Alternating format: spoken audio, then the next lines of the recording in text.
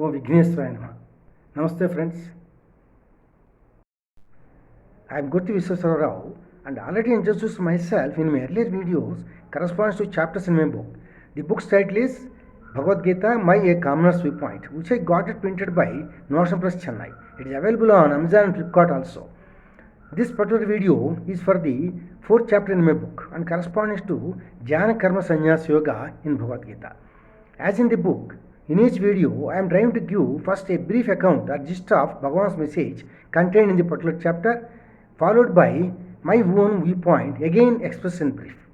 My point of view is just as understood by me, a commoner amongst multitude of commoners in this world. Also, my friends, I am specifically trying in each video to put forth my ideas and my viewpoints on Bhagavan's message in each chapter in Bhagavad Gita in the shortest possible time, around 15 to 20 minutes, only a little of your precious time. With my inherent interest in knowing about this magnificent philosophical treatise Bhagavad Gita and about the wonderful and mysterious creator of this beautiful world, what I have written in a book and what I am expressing in my videos is a simple outcome of that interest. And whatever my viewpoints penned in the book are being expressed in these videos, I sincerely expect to be valuable to those who have absolute faith in God Almighty.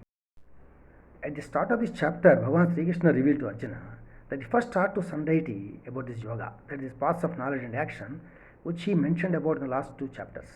And the tenets of this Christian yoga later passed on to all rishis, that says of ancient past, but it got extended with time in this Bhuloka, this mortal world. Now he is explaining the principles of yoga to Arjuna. Then Arjuna expresses his doubt about this Bhagavan's claim, as he knows Sri Krishna only in Dwapara Yuga. To Arjuna's query and doubt, Bhagavan clarified that he always existed in the timeless past. And Arjuna also had gone through many births, and he, as a mortal, is unaware of this truth. Bhagavan proceeded to explain to Arjuna in the following sloka, Yada yada hi dharmasya, glanir bhavati bharata, abhyuttanam adharmasya, tadatmanam sujamyam. That is, whenever there arises a perceptible harm to dharma, that is virtuousness, and whenever adharma, that is unvirtuousness, raises its head, he even incarnates himself in each yuga in this world in physical form. Further he says, Paritranaya sadhunam, vinayasaya dushkutam, dharma samsthapanarthaya sambhavami yuge yuge. That is, during such incarnations, he punishes the wrongdoers with the sole objective of protecting the pious living beings and establishing dharma on this earth. Bhagavan further says, many devotees in the past who understood his divine activities have united with him by getting themselves free of all desires, fear, anger, and completely got rid of all worldly passions and surrendered to him with unflinching faith in him. He advises Arjuna to follow the example of the ancient seekers of truth who engaged themselves always in vihita karmas, that is, established karmas, and nishkam karmas, that is, karmas or actions performed with no desire, or karmas performed with no expectation on the result. While Bhagavan expressing the need to properly understand karma tattva, that is, the principles of karma yoga, as it is incomprehensible or difficult to easily unravel the mystery, he says in this sloka, karmano hapi bodhavyam, bodhavyam cha vikarmana, akarmanascha bodhavyam, gahana karmano gadhi. Meaning, Bhagavan wishes Arjuna, and so all of us also, to know about the implications particularly of karma, that is an action. Similarly, implications of akarma, that is principles of inaction, and also about vikarma, that is a prohibited action. In this context, Bhagavan proceeds to give the most illuminating and educative message about karma yoga, that is the path of action, which is contained in this sloka. Karmanya karmaya pasyet, akarmanya karmaya, sa buddhiman manusheshu, sa yuktaha krishna karmakut. Meaning, whoever sees inaction in action and whoever perceives action in inaction is wise and he is a yogi. Bhagavan further says, one whose actions driven by specified responsibilities are performed without any interest on the end result and whose actions are burnt away by fire of wisdom is a learned person. He also reiterates that such a person is not considered to be a doer of an action and his action considered to be an inaction. Bhagavan proceeds to describe different types of sacrifices or worships performed by seekers of truth. Some perform worships by offering self into the fire of Brahma, meaning They divest themselves of the influence from their association with the body, mind, indriyas, and intellect and attempt to identify themselves with the Supreme Soul. Some seekers may sacrifice their sense organs or their functions into the fire of self restraint, meaning that they practice control of sense objects by being in samadhi, that is meditation, in order not to get wooed by their effects. Many seekers of truth in search of God's realization may practice sacrifices with material possessions by performing some pious sacraments, that is, rituals, or some austerities or service to others. Bhagavan also clarifies that the knowledge sacrifice, that is, throwing away ignorance and delusion into the fire of knowledge or wisdom, is superior to all material sacrifices. And in this sloka, Adhaidhansa Samigdogni, Bhasmasat Kurte Arjuna, Jnanagni Sarvakarmani, Bhasmasat Kurte Tatha. Meaning, the fire of knowledge condenses all actions to ashes and leads one to supreme peace. Finally, in the following sloka, Tasmad Ajnana Sambhutam, Hustham Jnanasanatmanah, Chitvainam Samsyam Yogam, Artishtottishta Bharata. Meaning, Bhagavan exhorts or urges Arjuna to be free from his doubts by shedding ajnana, that is ignorance, through wisdom, and to be fixed in the equanimity-based karma yoga and be ready to fight. I now express my viewpoint on the message we just received from Bhagavan Sri Krishna in this chapter. Even though Arjuna knows and is well aware of Lord Krishna's godly qualities, he took him all the while to be only his close relative and a friend. Here we must remember that Sri Krishna was a god incarnate in Dwapara Yuga and stood by Arjuna's side and reminded him of his swadharma, that is, duty of a kshatriya, that is, duty of a person of ruling class, and put him on a path of action, that is, karma yoga, which is equally applicable and practicable by all mortals like us. Hearing to Bhagavan's message that he first taught the yoga to some deity in the past, Arjuna raises a doubt. And Bhagavan clarifies that he is omnipresent, that is, ever present, even in the timeless past. Arjuna, being a mortal, had gone through many janmas, that is, births and rebirths, without his knowledge. In this respect, we must remind ourselves also, whilst we may not have any control over our births, it is definitely a tribute bestowed on us to be born as human beings in the present birth and provided with a body endowed with a mind and intellect.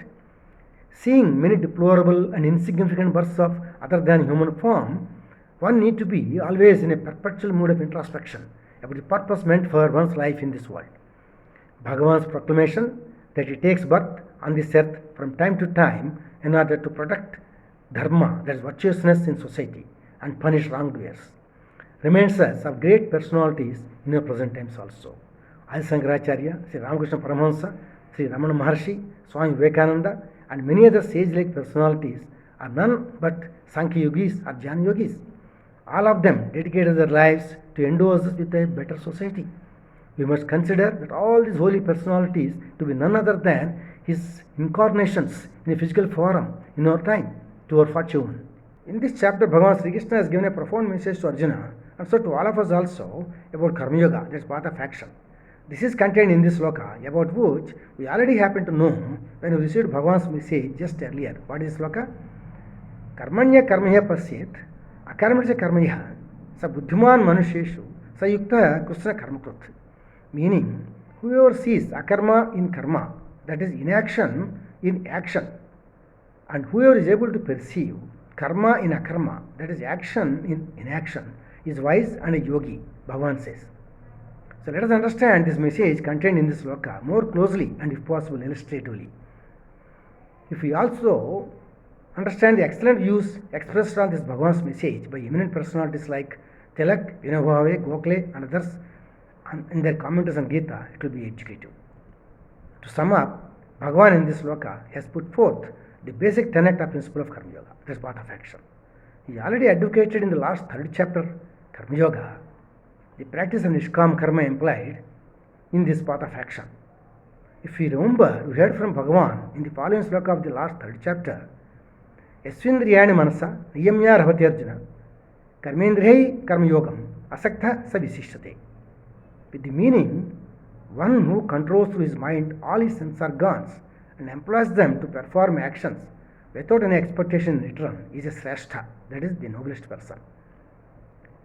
With this sloka, if you complement this sloka in the present chapter, that is, karmanya karmaya pasyet, akarmanya karmaya, sa buddhiman manusheshu, sayukta kusna karmakrut. We get the clear picture of what is expected of a person on the path of action, that is karma yoga, to realize his true self in relation to the Supreme Self. What is that picture? Anybody with antakarana suddhi, that is purity of mind and intellect, performing actions with nishkam karma, ends up feeling inaction or no action on her or his part, even while she or he is engaged in action. Familiar example is, as we can see, is that of a mother and a child.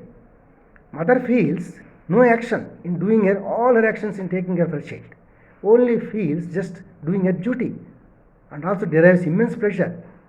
That is, if one shows such natural and inbuilt devotion towards all her or his actions, she or he also feels no action and gets immeasurable peace and pleasure in her or his work and gets rightly placed on the path of action. That's Karma Yoga. If you look at the other part, that is karma in akarma, that is action in inaction, one may have the familiar example of a person in meditation. Outwardly, the person looks inactive, but his mind is very active and is bubbling with activity, similar to the sun whom we observe every day and who is factually static and seems to be immobile and inactive, but he radiates a lot of energy which all beings receive and make the whole universe active.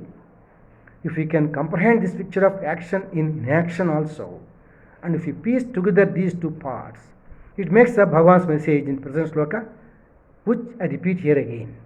Karmanya karmaya pasyet, akarmanya karmaya, sa buddhiman manusheshu, sayukta krishna karmakrut.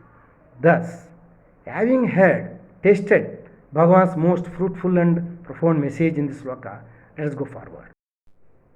Bhagavan advises Arjuna, and so us also, to get wisdom from Jnanis, that is enlightened persons, about the truth on Paramatma Tattva. Paramatma Tattva means knowledge about the Supreme Self. With this knowledge, one is able to recognize all other beings within oneself and also in Paramatma. To our fortune, we are blessed to have such Jnanis, that is enlightened persons, among us in these times. Sri Ramakrishna Paramahamsa, Sri Ramana Maharshi, and many others are such Jnanis. They forsook or sacrificed all their worldly ties and won over their mind and indriyas for enlightenment of all mankind. They assumed the role of a guru, that is a teacher, and communicated the true values of this mortal life. They constantly strived only to awaken all humans from their tamas, that is tamoguna, which is behind one's ignorance and laziness. Their writings and preachings remain as beacons of knowledge to all mankind for all ages to come. In this regard, we commoners should summon our senses around and sharpen our intellect to understand the importance of their individual messages. What are these messages? Here is a sloka, a hymn, a part of a sloka, in Sanskrit from the composition Bhajagovindam, scripted by Adi Sankaracharya. Bhajagovindam, Bhajagovindam, Bhajagovindam, Govindam Bhajamudhamate. Bhajagovindam is an eminent composition by Adi Sankaracharya. In this sloka, addressing an elderly person who is found struggling to learn Sanskrit grammar at that old age, Shankara, in the form of a rebuke, imparts the supreme truth in this sloka. Ho, ignorant soul, worship Govinda, worship Govinda, worship Govinda. Rules of grammar won't save you at the time of your death. How much more relevant this message to the ignorant souls like us also? Here is the message from Sri Ramana Maharshi. Actions themselves form no bondage. Bondage is only the false belief, I am the doer. Actually, this is the message given by Bhagavan Sri Krishna also in this chapter, which we discussed on his advice for the need to recognize the truth that one shall entertain always the feeling of no doer, that is, inaction in action. One of the principal messages from Sri Ramakrishna Paramahamsa is the following. Through selfless work, love of God grows in the heart. We must know that how much true it is. All of us must also be aware of the following message from Swami Vivekananda. What is the message? Arise, awake, and stop not until the goal is reached.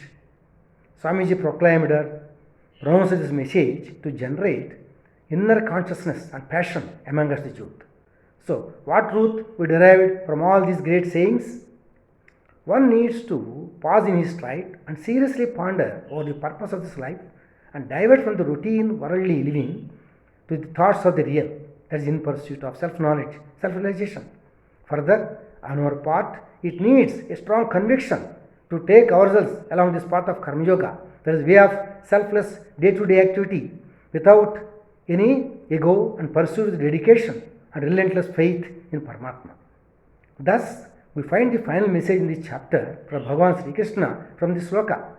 Yoga sanyasta karmanam, jnana sanchana sansyam, atmavantam na karmani, nebadhrante dhanjaya. Meaning, for one who follows the dutiful actions without regard to the fruits of these actions, with all doubts getting cleared by knowledge or wisdom at all stages, and with antakarana suddhi, that is control over his mind and intellect, his karmas, that is his actions, won't bind him. With this ends my viewpoint.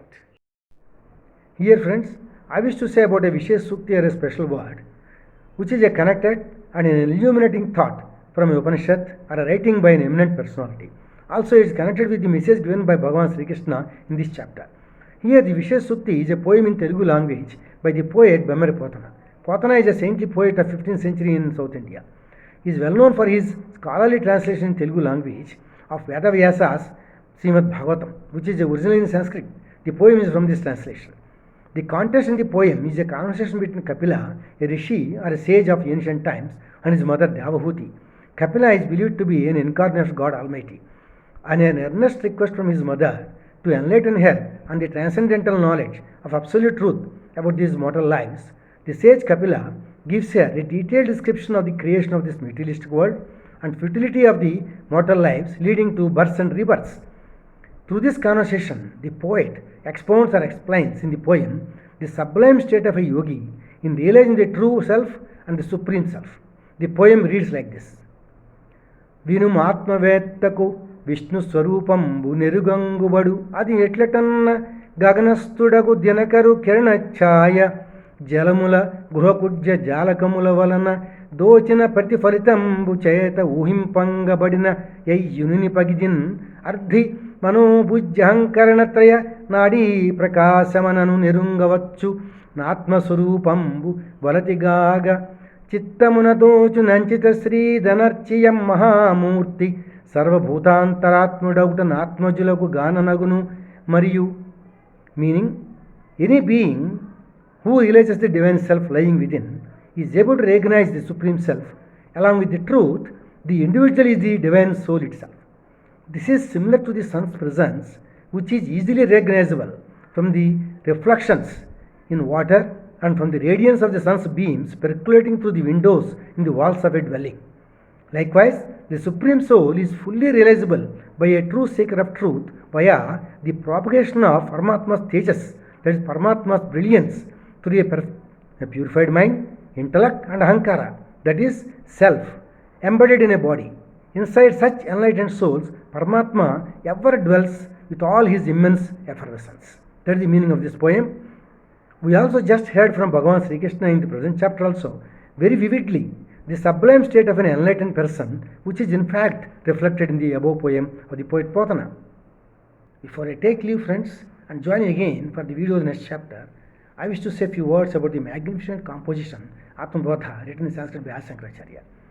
It is a remarkable and wonderful treatise on practical Vedanta, that is practical philosophy, which is indeed the essence of Bhagavan's message in Bhagavad Gita. Atmabodha means self-knowledge, and it is same as self-realization, a word we have familiarly heard from Bhagavan Sri Krishna in all the chapters in Gita. In the words of Sri Ramakrishna Paramahamsa, self-knowledge is to realize, in quotes, this pure Atman alone is our real nature. What is jnana? It is to know our own self and keep the mind in it. It is to know the pure Atman, the quote ends. Shankaracharya, knowing that we ordinary mortals, under the influence of moha, the illusion, are not able to come out of our ignorance, are not able to know about our true self and the simple truth that every individual soul is divine, he took the task of composing Atmabodha, containing around 68 slokas, that is hymns, to enlighten our ignorant minds and to wean us away from the materialistic world to a spiritual one. While each of the sloka is masterly and illuminating, I recite here a couple of slokas. The first sloka is Atma Chaitanya Masritya Dehendriya Manodhiya Swakiyartheshu Vartante Surya Lokam Yatha Janaha. In a being, the body, the mind, senses, and the intellect are basically inert. They derive energy, that is vitality, to the dynamism or the power of consciousness, that is Atma, lying within a soul. They become dynamic and active, just as all of us derive energy from the light of the sun and thereby get into all activity. The second sloka is Dehendra Gunan Karmani Amale Sachidatmani Adhyasyancha Vivekena Gagane Niladadivat. Meaning, ignorant souls, because of their lack of true understanding and power of discrimination, foolishly superimpose all the activities of the body and the senses on the Atma, which is Satchit, the absolute existence knowledge, the indweller in a soul. This is just like we ignorantly attribute a blue color to the sky. We need to remember here that the principal message from Sri Ramana Maharshi is also the same. Maharshi's message is bondages happen in the mortal world because of the feeling on our part that I am the doer. Bhagavan Sri Krishna in the previous chapter Karma Yoga also has said in the following sloka Prakrute Krimanani Gunai Karmani Sarvasha Hankar Vimurhatma Karta Hamiti Manyate. Meaning, the fundamental meaning of this sloka is one who is under the influence of moha, the illusion, he thinks I am the doer. So, one who is rid of this feeling will be free of bondages. With these words, I remain.